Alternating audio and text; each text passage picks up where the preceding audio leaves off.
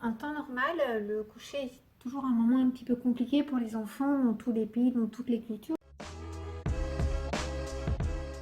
parce que c'est une période où le cerveau se relâche et très souvent les émotions difficiles, douloureuses de la journée peuvent remonter, donc des angoisses, des moments un petit peu compliqués, des peurs.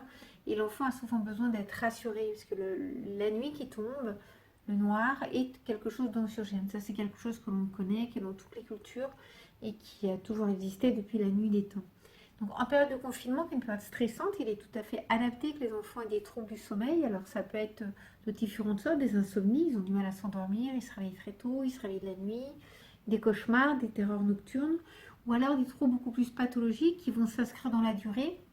C'est-à-dire que toutes les nuits, votre enfant se réveille, des fois a de l'énurésie, se remet à faire pipi au lit, n'arrive pas à être calmé, fait des cauchemars sans savoir de quoi, de qu'est-ce et expliquer ce qu'il en est. Et les parents ont beaucoup de mal à le calmer. Alors la première des choses, c'est de ne pas s'affoler, c'est tout à fait adapté parce que c'est une période de stress et d'anxiété. Plus vous serez calme, plus votre enfant ira mieux. Ça c'est toujours à rappeler, mais pas simple à faire, mais il faut quand même essayer de le faire. Ne pas hésiter à mettre en place des rituels, même si c'était des rituels qui étaient faits quand il était petit, par exemple des veilleuses, une musique douce, un petit temps de relaxation, la petite histoire.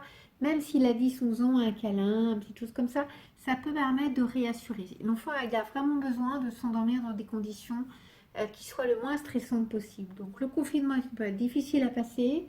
Dormir, c'est déjà pas simple pour pas mal d'enfants en temps normal.